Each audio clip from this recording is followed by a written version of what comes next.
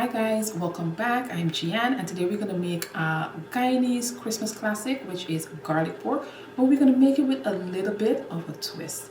Garlic pork is spicy, it's tangy, garlicky, and it's even better as it sits. So let's get started. So we're going to start by prepping the seasoning. And of course it's garlic pork, so we need lots of garlic.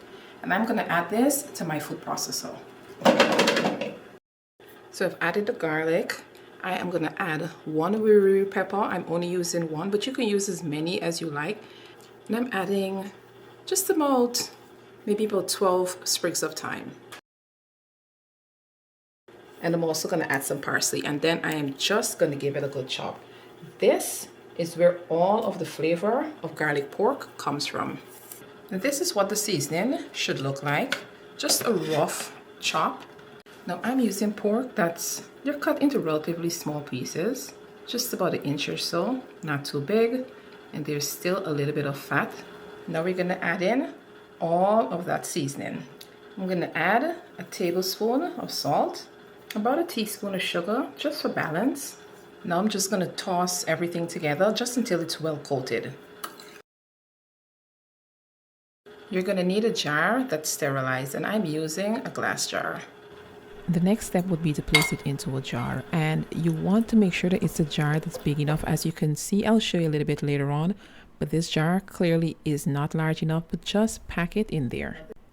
Now this is where the recipe differs from your traditional Guyanese garlic pork. Instead of white vinegar, you're going to use a combination of dry white wine and red wine vinegar.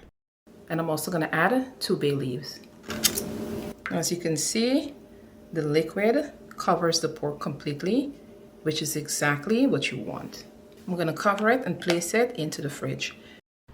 After letting this sit for at least 4 days, go ahead and drain the pork.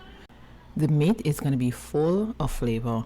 Pat dry and remove any excess seasoning. The drier it is the better it will brown. Place the pan in medium heat and add a little oil. Cook it down until the liquid evaporates. Now the pork will release some of its own fat, so you don't want to add too much oil. And just let it cook until it's golden brown and crispy, and that is it. Crispy, tangy, and just a twist on the classic Guyanese style garlic pork. And this is perfect with Guyanese style bread, just like the classic garlic pork. If you've enjoyed this recipe and you gave it a try, please let me know in the comments below. Don't forget to like, subscribe, and I will see you guys in the next one.